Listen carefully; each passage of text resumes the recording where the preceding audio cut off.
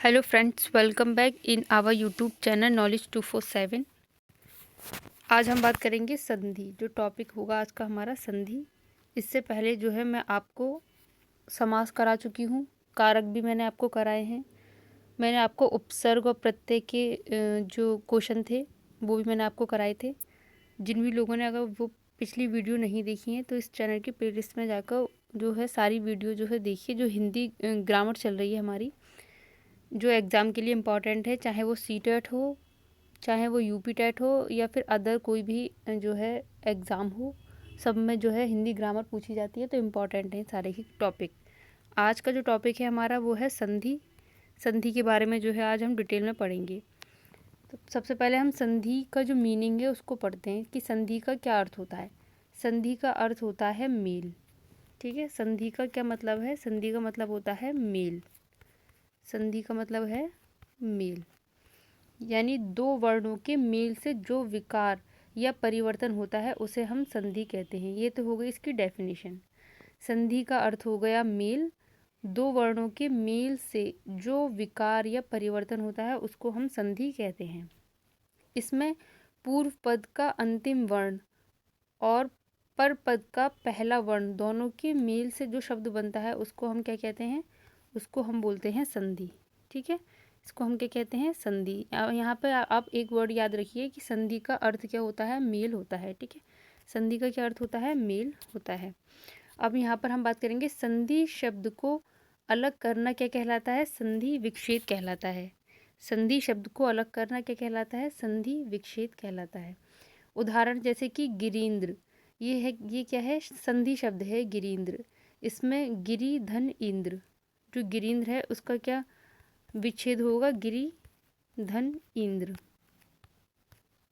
गिरी धन इंद्र, तो जो संधि विच्छेद हो गया है गिरीन्द्र का। देवाज्ञाम, देवी, यानी कि ये तो हो गया आपका पूर्व पद। ठीक है, ये क्या हो गया आपका? पूर्व पद। देवी, आगम पर पद का पहला वर्ण है ये। देवाज्ञाम यानी कि देवी धन आगम यानी कि देवाज्ञाम। इस तरीके से संधि का तो ये हो गई परिभाषा कि संधि का जो अर्थ है वो होता है मेल। दो वर्णों के मेल से जो विकार उत्पन्न होता है उसको हम संधि कहते हैं। अब यहाँ पर हम बात करेंगे कि संधि जो है वो कितने प्रकार की होती है। तो संधि जो है, संधि के तीन भेद होते हैं। पहला है आपका स्वर संधि, दूसरा है व्यंजन संधि और तीसरा है विसर्ग संधि। जो संधि होती है वो तीन प्रकार की होती है, स्वर, व्यंजन और विसर्ग। अब हम बात करेंगे यहाँ पर जो स्वर संधि होती है उसके कितने पार्ट होते हैं। तो जो स्वर संधि होती है उसके पार्ट जो होते हैं वो पांच प्रकार के होते, पांच भेद होते हैं। यानी कि स्वर जो संधि होती है, मेनली संधि जो है वो तीन प्रकार की होती हैं, स्वर, व्यंजन और विसर्ग। अब स्वर संधि जो है इसके पार्ट कितने होते हैं? 5 पार्ट होते हैं। ठीक है, दीर्घ संधि, गुण संधि, वृद्धि संधि, यर संधि और अयादि संधि। 5 प्रकार के 5 भेद होते हैं स्वर संधि की। तो यहाँ पर हम सभी के बारे में जो है डिटेल में पढ़ेंगे। सबसे पहले हम समझेंगे कि स्वर संधि जो है वो क्या है। स्वर का स्वर से मेल होने से जो विकार या परिवर्तन होता है उसको हम क्या कहते हैं? स्वर संधि कहते हैं। स्वर संधि का मतलब क्या है? स्वर का स्वर से ही मेल होगा, वहाँ पर स्वर संधि होगी।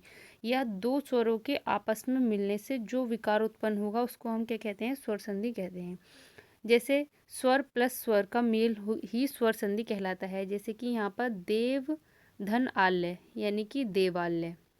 तो यहाँ पर जो देव है, जो देव है यहाँ पर आ छिपा है। यहाँ पर क्या छुपा है? आ धन आ मिलकर बड़ा आ हो गया, यानी कि दोनों ही स्वर ही मिल, स्वरों की दोनों की मेल से ही स्वर संधि जो है वो बनती है। यहाँ पर स्वर का व्यंजन से मेल नहीं होता, स्वर का स्वर से ही मेल होगा, वहीं पर स्वर संधि होती है। अब स्वर संधि के जो पार्ट हैं वो 5 होते हैं, 5 भेद होते हैं। उसमें सबसे पहला आता है आपका दीर्घ संधि। तो यहाँ पर हम दीर्घ संधि पढ़ेंगे कि दीर्घ संधि क्या होती है। दो समान स्वरों के मेल से उसी वर्ण का दीर्घ स्वर बन जाना। दो समान स्वरों के मेल से उसी वर्ण का दीर्घ स्वर बन जाना ही दीर्घ स्वर संधि कहलाता है। जैसे यदि अ और आ के बाद आ जाए तो दोनों के मेल से क्या हो जाता है? बड़ा आ हो जाता है। यदि छोटा आ और बड़ा आ, ये दोनों मिलकर क्या हो जाता है? बड़ा आ ही हो जाता है। यहाँ पर कौन सी संधि होती है? दीर्घ स्वर संधि होती है। जैसे अब यहाँ पर हम उदाहरण की बात करें तो देव देवालय, देवालय का हम संधि विच्छेद करते हैं देव धन आलय, देव धन आलय, ठीक है, देवालय। तो यहाँ पर क्या है आ और यहाँ पर है बड़ा आ, तो आ और बड़ा आ मिलकर क्या हो जाता है, बड़ा आ ही हो जाता है। तो यहाँ पर दीर्घ स्वर संधि होती है। सेकंड है एग्जाम्पल रेखांकित, रेखा धन अंकित, अ और आ मिलके बड़ा आ हो जाएगा। रामावतार, राम धन अवतार, यानी कि इसमें इसका आ और इसका भी आ मिलके क्या हो जाएगा, बड़ा आ। तो ये है हमारी दीर्घ स्वर संधि, ठीक है। दीर्घ स्वर संधि में क्या होता है कि आ और आ मिलकर क्या हो जाता है, बड़ा आ हो जाएगा। दीर्घ का मतलब ही क्या होता है, बड़ा, तो यहाँ पर जो है बड़ा हो जाता है। इसमें जो है आ का आ मिलके बड़ा आ और ई मिलके बड़ी ई हो जाएगी। जैसे एक एग्जांपल अगर मैं दूं यहाँ पर जैसे कि है सत्यार्थी, ठीक है, एक एग्जांपल है यहाँ पे सत्यार्थी।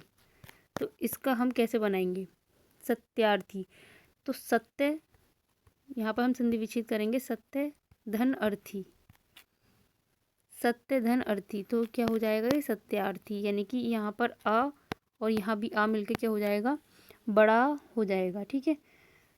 जैसे कि अब सेकंड एग्जांपल अगर हम बात करें तो पराधीन, अगर यहाँ पर कोई वर्ड है जैसे पराधीन है, यहाँ पर पराधीन, ठीक है, तो इसकी हम संधि विच्छेद कैसे करेंगे, तो हम इसका करेंगे पर धन अधीन,